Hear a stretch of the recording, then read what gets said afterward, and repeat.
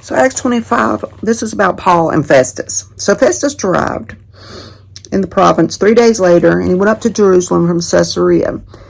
And the chief priests and the leading men of the Jews brought charges against Paul before Festus, and they repeatedly pleaded with him, asking for concessions against Paul to bring him to Jerusalem, planning meanwhile to ambush and kill him, of course.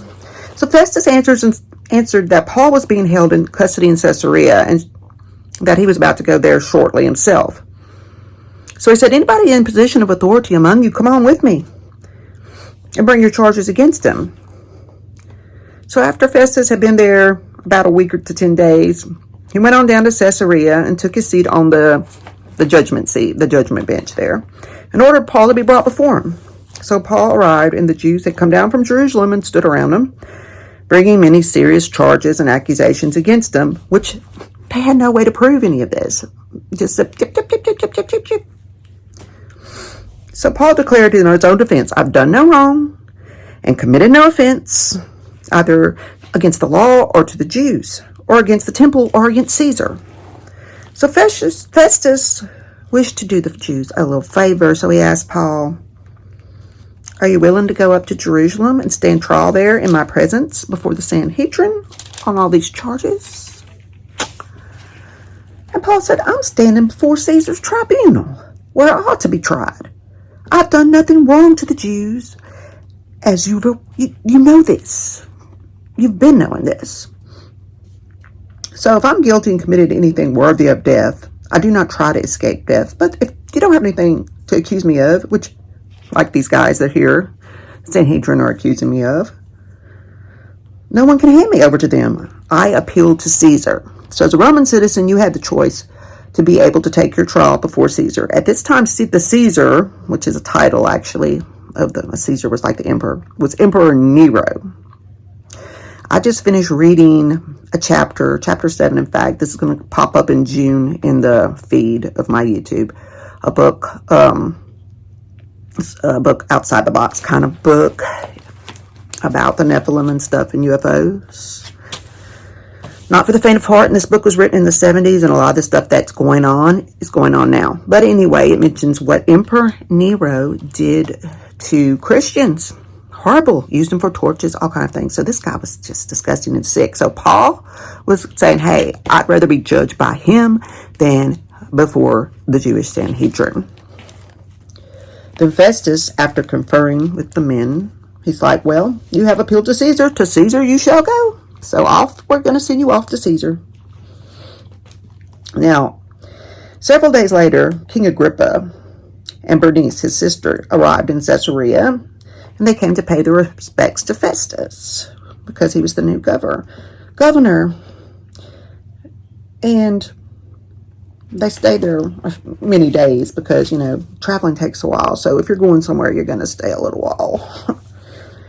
So while there, Festus laid Paul's case out to him and said, hey, there's a man here who was left as a prisoner by Felix. He's like, man, this is a mess. Felix left me this mess. I'm not really sure what to do here. So when I was at Jerusalem, the chief priests, the elders, the Jews, they told me about him, brought these charges against him, and they were petitioning for a sentence to condemn him to death. And I told them it was not the custom of Romans to punish people, to hand over any man for punishment before the accused had a right to stand trial, defend himself against the charges, face his accusers. So when they got here, they went on to my place and onto the tribunal and ordered this man be brought before me. I mean, they just kept on. So when the accusers stood up, they brought no charges against him. Nothing of any crimes I was expecting. They were making a big deal out of what I consider nothing, is what he's saying. Nothing civil nor criminal. So they had some points of disagreement about their own religious stuff, their own religion, about this one Jesus and a man who died. This Jesus died, and Paul says he's still alive. And he keeps asserting and insisting him over and over to be alive. And I'm at a loss as to how to investigate this because I asked him, hey, you want to go to Jerusalem and be tried there by the Sanhedrin since this is a religious matter? And he was like, no, I'd rather go to Emperor Nero. I'm a Roman citizen. If I've done anything wrong, this is Rome. Take me to Nero because I've done nothing to these Jews. in Jerusalem. They're just angry because we're, it was difference of opinion or doctrine over a lot of things. So I ordered him to be kept in custody, he says, until I could send him to Caesar. And then Agrippa said to Festus, well, I want to hear this man for myself. So Festus said, hey, tomorrow you can hear him all you want. So the next day, Agrippa and Bernice, his sister, came with great pageantry and just, they probably had like a parade in front of them. Hey, we're here, we're loud and clear, here we are coming, King Agrippa and Sister Bernice. So, they had military commanders, prominent men, like I said, like a parade of the city. And so, Festus commanded for Paul to be brought in. And he said, King Agrippa, now all you men present, all you fine gentlemen with us, see this man Paul, about whom all the Jewish people have appealed to me, both in Jerusalem and here, loudly insisting, that he should be killed, that he doesn't deserve to live. But I found he hasn't done anything worthy of death. What the heck?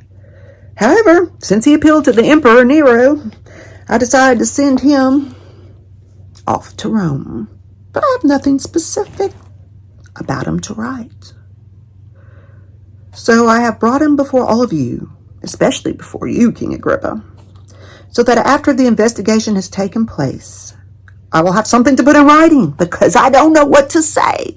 What am I supposed to say? Here, Nero, this guy says he wants to come to you to face his charges, to hold court with you, so the Supreme Court of all, but I don't know why, because I don't have anything to charge him with for you to judge. So it seems absurd and unreasonable to me to send a prisoner to Rome without indicating the charges against him. Because basically, I'll look like an idiot, is what he's saying, if I send this guy to face charges with Nero without something to charge him with. And that concludes chapter 25.